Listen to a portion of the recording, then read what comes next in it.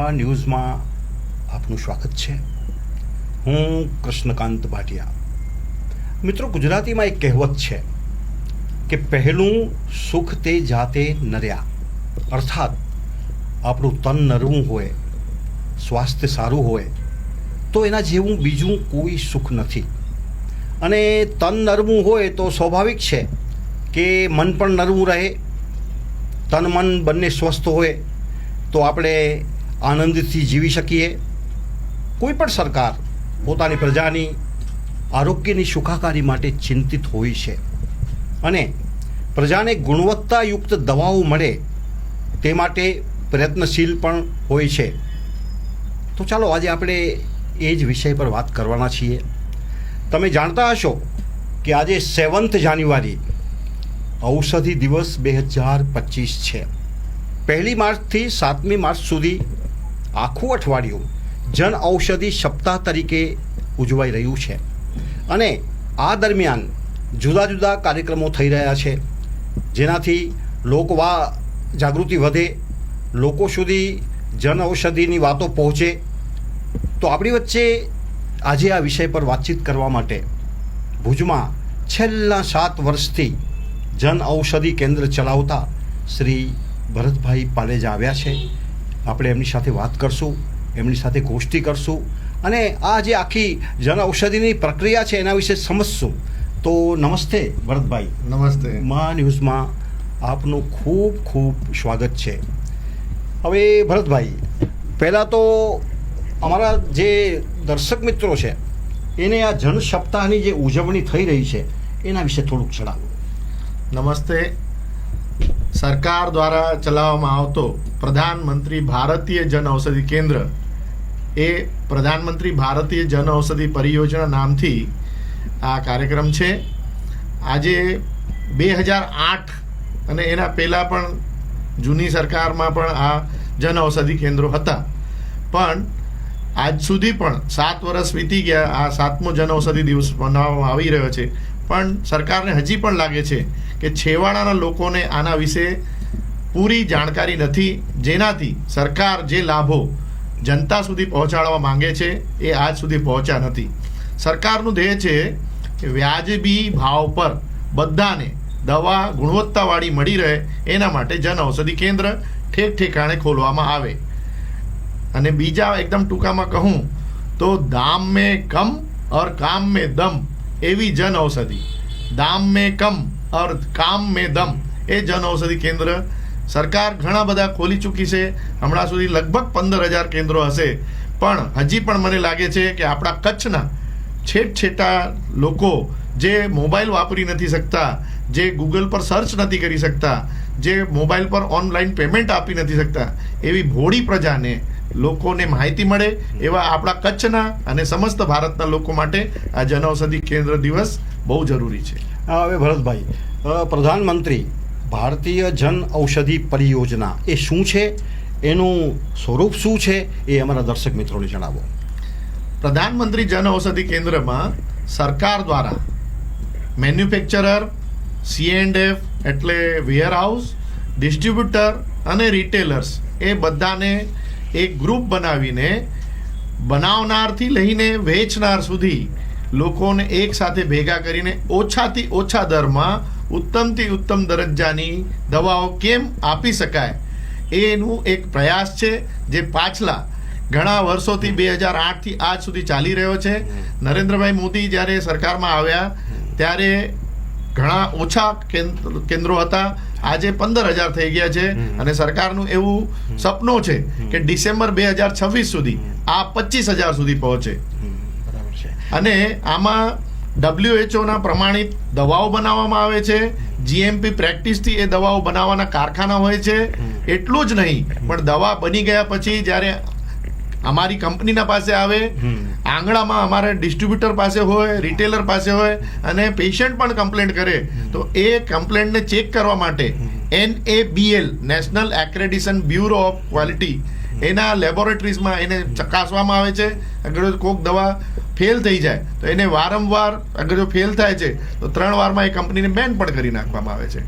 હવે આ જે યોજના છે એમાં દવા તો સામાન્ય માણસ સુધી પહોંચે, સસ્તા ભાવે ઓછા ભાવે પહોંચે એ બધું બરાબર, પણ એના સિવાય બીજી કઈ બાબતો ઉજાગર થાય છે? દાખલા તરીકે રોજગાર છે, કોઈ બચત છે, કે કોઈ નારી શક્તિ છે, એની જરા વાત કરો. સરકાર આ કેન્દ્રો ખોલવા માટે મુદ્રા લોન જેવી અધર સ્કીમ્સ પણ ઘણી આપે છે. જેમ કે આજે અગર જો મને પરચેસ કરવા માટે મારા પાસે પૈસા ન હોય તો ફિનટેક કરીને પણ એક કોઈ ટેકનોલોજી છે જેના દ્વારા હું 1 લાખથી 2 લાખ રૂપિયા સુધીની કોઈ પણ ખરીદી 45 દિવસ સુધી હું ઉધાર લઈ શકું છું. એનું ફોર્મ ભરાવે છે જનઔષધિ કેન્દ્રવાળા પાસે.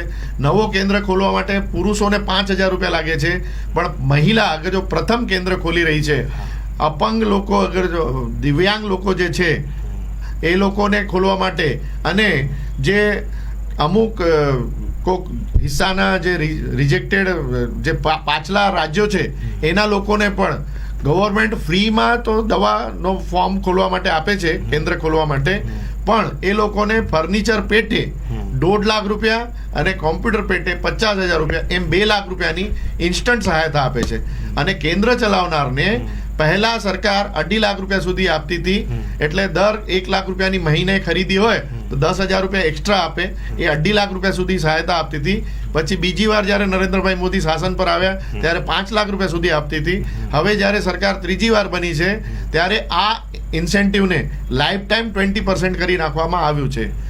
આ જાતની ગુણવત્તાઓ જેનાથી નવા ઉદ્યમીઓ એ પોતે પોતાનો ઉદ્યોગ ચાલુ કરી શકે, બીજા લોકોને રોજગારી આપી શકે, મહિલાઓને અને ઓછા ભણેલા લોકોને પણ રોજગારી મળી શકે છે. આ કેન્દ્ર ખોલવા માટે ફાર્માસિસ્ટ હોવું એવું જરૂરી નથી. કોઈ પણ વ્યક્તિ દુકાન ખોલી શકે છે. હા, એને ફાર્માસિસ્ટ એક ક્વોલિફાઈડ પર્સન લાયસન્સ લેવા માટે રાખવું પડે, પણ કેન્દ્ર ખોલનાર વ્યક્તિ ફાર્માસિસ્ટ જ હોય એવું જરૂરી નથી.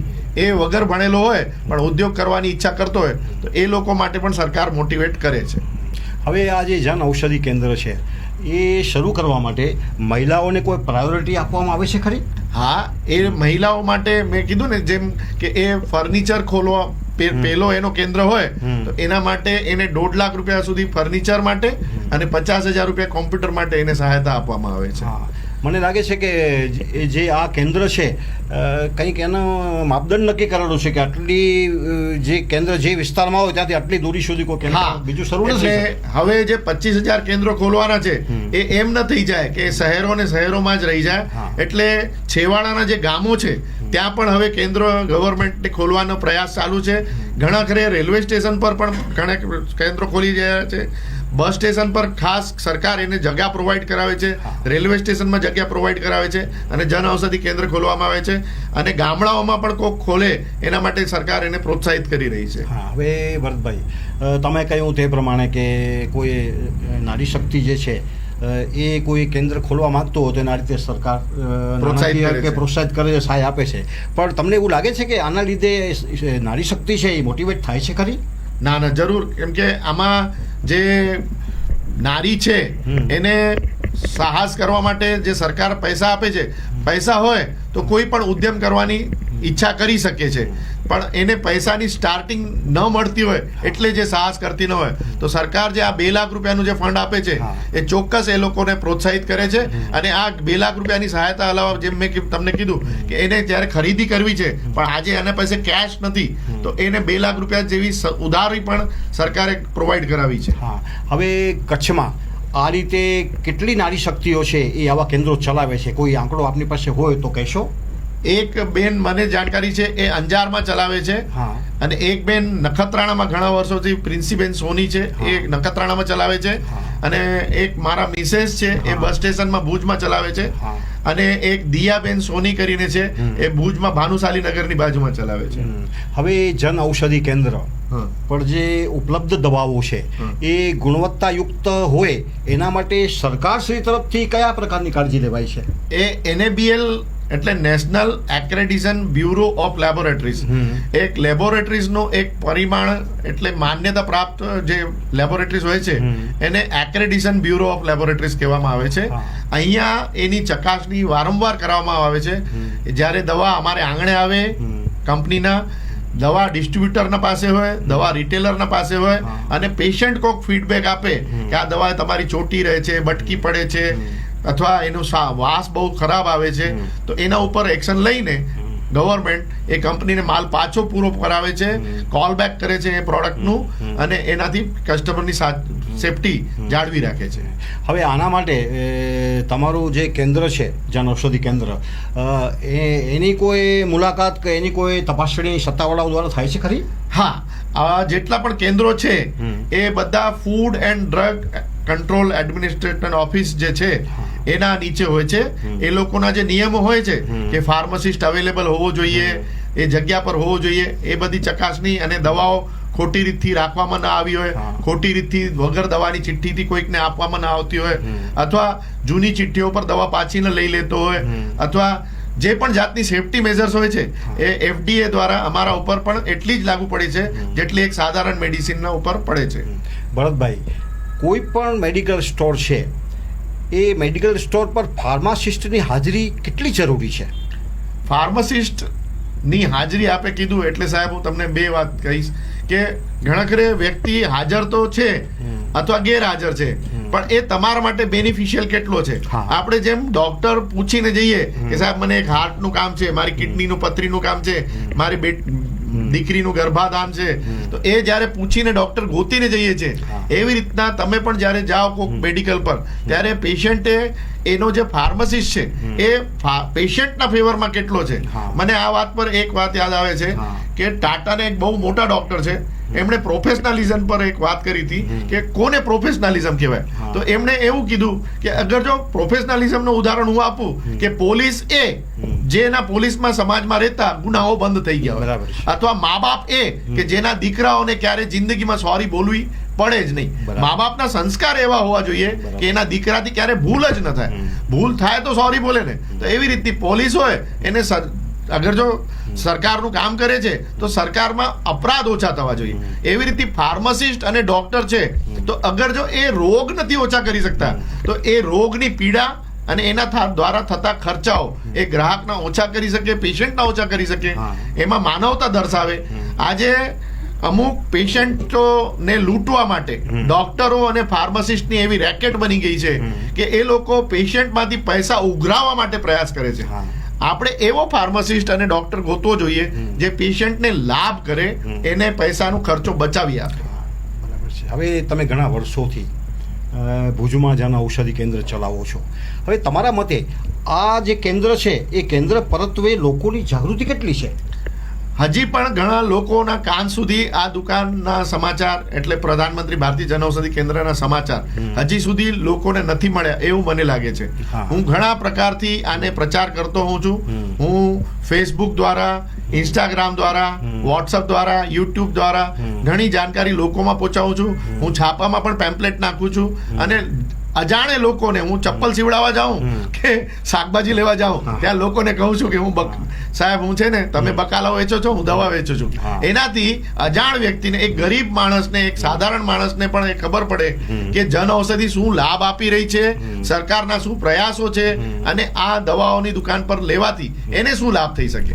સાહેબ તમને એક જાણકારી માટે કહું કે અમ્લોડેપિન નામની એક સાધારણ દવા છે અને ટેલ્મિસાર્ટન નામની એક સાધારણ દવા છે. એ બીપીમાં ઉપયોગ થાય. તે અમ્લોડેપિન અને ટેલ્મિસાર્ટન તમે અગર કંપની જોવા જાઓ તો ખાલી કંપની 800 નથી, પણ એક 800 કંપનીઓમાં એની રકમ કોક 10 રૂપિયામાં વેચાય છે તો કોક 80 રૂપિયામાં વેચાય છે. હવે 10 નું 80 અગર જો વેચાતું હોય તો એક જ વસ્તુ અમ્લોડેપિન 10 રૂપિયામાં પણ મળે છે અને 80 રૂપિયામાં પણ મળે છે. તો આટલું તફાવત છે એ પેશન્ટને ક્યારેય ખબર હોતી નથી. મેં જોયું છે કે ભણેલા તો ભણેલો વ્યક્તિ પેશન્ટ ફાર્મસી પર આવે અને આમ ચિઠ્ઠી આપે અને પૂછે કેટલા રૂપિયા થયા, આપણે કહીએ 800 રૂપિયા, તો એ ચૂપચાપ 800 રૂપિયા દઈને ચાલ્યો જાય છે. એ પેશન્ટ ક્યારે એમ નથી પૂછતો કે 800 રૂપિયા થયા તો શું 600 માં થઈ શકે, 800 થયા તો શું 1200 માં કે 2000 માં થઈ શકે. બધી જગ્યા પર પેશન્ટ કોમ્પ્યુટર લેવા જાય, મોબાઈલ લેવા જાય, કપડાં લેવા જાય, સોનું લેવા જાય, એ 5 વસ્તુ જુએ છે, પણ દવામાં એ લોકો આવી રીતે પૂછતા નથી. ઇવન હોસ્પિટલમાં એડમિટ થતા હોય તો પૂછે કે ભાઈ સાદો રૂમ છે, જોઈન્ટ રૂમ છે, એસી વાળો છે, નોન એસી વાળો છે. એક્સરે પડાવવું હોય કે MRI કરાવવું હોય તો એ પૂછે કે ક્યાં દવાખાનામાં સસ્તો મળશે. પણ દવા લેવા જ્યારે આવે છે ત્યારે એકદમ ભોળો ભમડો બની જાય છે, અને એને ફાર્માસિસ્ટ અગર જો ડોક્ટર અને ફાર્માસિસ્ટ મદદ નહીં કરે તો એનો ખર્ચો બચવાનો નથી. બરાબર છે. હવે તમે હમણાં આપણી મુલાકાતમાં એક ઉક્તિ કહી કે દામ કમ કામ મેં દમ. હવે આ જે ઉક્તિ છે એને જન ઔષધિ કેન્દ્ર પર મળતી દવાઓ કઈ રીતે સાબિત કરે છે? અમે જે દવાઓ બનાવે છે એમાંથી 80%થી ઉપરાંત જે નામચીન કંપનીઓ હા. દવા બનાવે છે બજારમાં અને પોતાના ભાવ પર વેચે છે, એ જ કંપનીઓ અમારા સાથે પ્રધાનમંત્રી ભારતીય જનઔષધિના તહત એ દવાઓ બનાવીને એને અડધાથી પણ ઓછા ભાવ પર વેચે છે. એમાં અમારે ઉદાહરણમાં હું તમને કહું તો એક ગ્લારીગન કરીને ઇન્સ્યુલિન છે જે અમારો 340 રૂપિયામાં મળે છે અને બહાર 800 થી ઉપર મળતો હશે. અમારું એક 3070 કરીને ઇન્સ્યુલિન આવે છે આઇસોફેન, એ અમારે ત્યાં ખાલી 90 રૂપિયામાં 10 ml ની બોટલ મળે છે અને બહાર 500 રૂપિયા સુધી આવતું હોય. અમારે ત્યાં એક બિકાલુટામાઇડ કરીને 137 રૂપીસમાં 15 ટેબ્લેટ આવે છે. બિકાલુટામાઇડ આ પ્રોસ્ટેટના એમાં કામ આવે છે, પણ બહાર ઘણી મોંઘી હોય છે. એટલે ગવર્મેન્ટની જે દવાઓ છે એ બહાર મોટી કંપની એ જ કંપની બનાવી રહી છે અને પ્રધાનમંત્રી જન ઔષધિ માટે એ જ કંપની બનાવીને કંપનીના નામ વગર, કંપનીના લોગો વગર એ અડધાથી પણ ઓછા ભાવમાં અહીંયાથી આપે છે. બરાબર છે. હવે આ જે તમારું કેન્દ્ર છે જન ઔષધિ કેન્દ્ર, એના પર સર્જિકલ આઇટમો મળે છે ખરી? અમારે ત્યાં સર્જિકલ, ગ્રાહક ઉપયોગી અને ન્યુટ્રિશનલ અને બીજી પણ ઉપયોગી વસ્તુ મળે છે. અમારે ત્યાં સર્જિકલમાં જેમ કે સુઈઓ, આઈવી સેટ, લિક્વિડ્સ, ઇન્જેક્ટેબલ્સ અને અમારે ત્યાં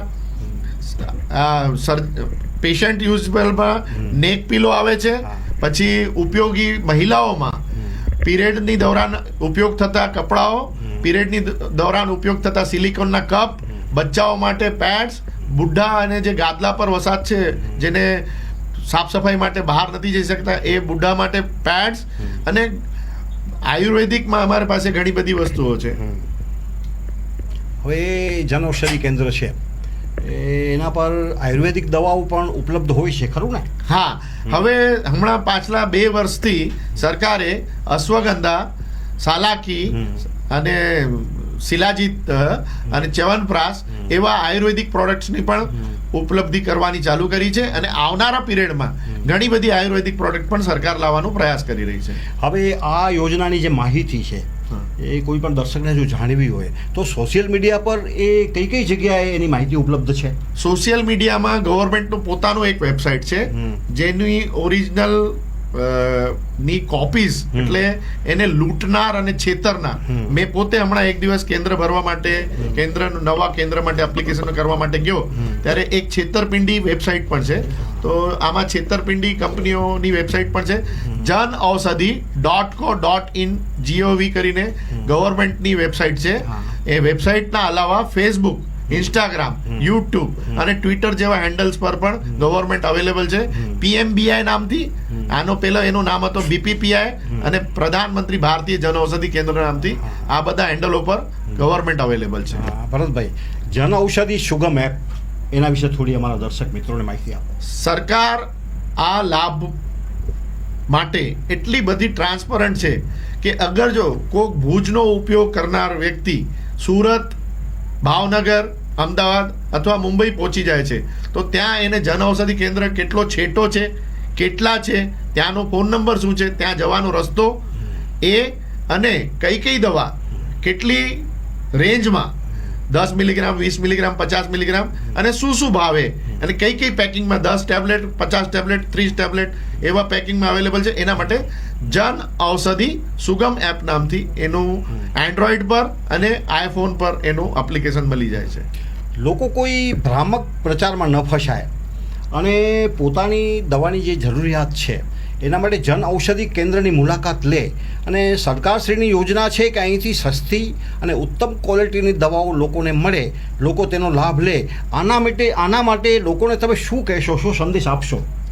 આજે જ્યાં મીડિયાનું આજના જમાનામાં ઇન્ટરનેટ પર ડાટા બહુ ફ્રી છે, સસ્તો છે અને ઘણું બધું તમારું ચાહક કે ન ચાહક, લાભાર્થ કે નુકસાન કરનારો એવો મીડિયા તમને ઘણો બધો આવી રહ્યો છે. તે તમને નેગેટિવ મેસેજ ઘણા બધા મળતા હોય છે, પણ સારો મેસેજ ક્યાંયથી પણ મળતું નથી. એવી રીતથી તમને કહી દઉં કે તમને પોતાનો લાભ લેવો છે અથવા પોતાનો સ્તર ઊંચો કરવો છે તો તમારી પોતાની જાગૃતિ સિવાય તમને આજે કોઈ પણ ઊંચો લાવનારો વ્યક્તિ નથી. સરકાર તમારા માટે જે લાભ આપ્યા છે એ પોતે જાતે જાણો અને પોતે એને જાતે ચકાસો. આપણે પોતે વાપર્યું હોય, એક બાર વાપરો અને ફિર વિશ્વાસ કરો. એ જે ડાયલોગ છે એ ખરેખર દુનિયાના બધા કોર્નર પર આવે છે. કેમ કે જે આજે નાનકડો બાળક છે એ ક્રિકેટ રમવા જાય કે ચેસ રમવા જાય કે એરો ફેંક म्हणजे ભાલા ફેંક ને આ કરવા જાય, ત્યારે એને સમાજ ઘણું કહેશે કે તું ભણવામાં ખ્યાલ આપ ને રમતમાં શું જાય છે ને રમત કરીને શું કરી લઈશ. પણ આજે જે લોકો રમત કરીને આગળ આવ્યા છે અથવા ભણ્યા વગર પણ જે લોકો આગળ આવ્યા છે એને કેમ આવું, તો એ પોતાના મનનું ધારેલું કરશે. તો એવી રીતના આ જે જનૌષધિ છે એમાં થનાર લાભ અગર તમને જોતા હોય તો તમને જાતે જ એને એકવાર ચકાસવું પડે. લોકોના કહેલાના ઉપર તમે વિશ્વાસ કરશો તો હંમેશા તમારું નુકસાન થશે. કોઈકના કહેવામાં ન આવો, પોતે એને એકવાર વાપરો અને પછી જુઓ. સરકારે આના ઉપર કેટલી વાર કોશિશ કરી છે કે એના નિયમો કાઢે કે ડોક્ટરો બ્રાન્ડના નામથી નહીં પણ જીનેરિકના નામથી કાઢે. આજે મેં હમણાં તમને બ્રાન્ડ કીધું એટલે પાછું એકવાર કહી દો મહત્વની વાત કે દવાઓ બધી ભારતમાં જેટલી મળે છે એ જીનેરિક જ છે. જીનેરિક અને પેટેન્ટ બે દવાઓ હોય, કાં તો પેટેન્ટ હોય કાં જીનેરિક હોય. તો દવાઓ ભારતમાં કોઈ પણ પેટેન્ટેડ બનતી નથી, ઇમ્પોર્ટ કરીને વેચવામાં આવે છે. તે ભારતમાં જીનેરિક દવાના બે ડિવિઝન છે, જીનેરિક વિથ બ્રાન્ડ અને જીનેરિક વિધાઉટ બ્રાન્ડ. તો બ્રાન્ડ લઈને એની એ જીનેરિક દવા કંપનીના નામ માટે આપણે મોટા પૈસા આપવા એ પોતાના માટે કોઈ લાભાર્થ નથી. છતાં અંતે તો કસ્ટમરની પોતાની ઈચ્છા છે કે અગર જો 10 રૂપિયાની વસ્તુ 100 રૂપિયા પર ખરીદવા ઈચ્છે તો આપણે એને કેમ મદદ કરી શકીએ. દર્શક મિત્રો, ભરતભાઈ પાલેજા એમણે આજે આપણી સાથે આ જન ઔષધિ કેન્દ્ર છે એના વિશે વાત કરી, એની દવાઓની જે ક્વોલિટી છે એના વિશે વાત કરી અને મેડિકલમાં ત્યાં શું ઉપલબ્ધ છે એની પણ વાત કરી. હવે માત્ર મારી ને તમારી ફરજ એ છે કે આપણા માનનીય વડાપ્રધાન નરેન્દ્રભાઈ મોદી એ પણ ઈચ્છે છે કે લોકો જાગૃત થાય, જાગૃતિ કેળવે અને આ જે ખૂબ જ ક્વોલિટીવાળી દવાઓ સસ્તા ભાવે લોકોને મળે એના માટેના એમના જે પ્રયાસો છે.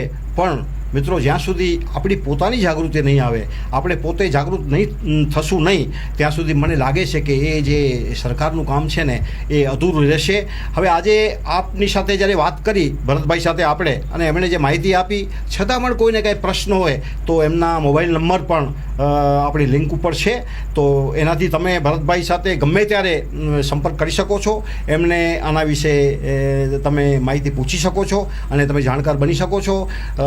આજે આપણે આ કાર્યક્રમને અહીં વિરામ આપશું. તો ભરતભાઈ, આપ અમારી વચ્ચે માં ન્યૂઝના સ્ટુડિયોમાં આવ્યા તે બદલ ખૂબ ખૂબ આભાર, ખૂબ ખૂબ ધન્યવાદ. નમસ્કાર, જય હિન્દ, જય ભારત.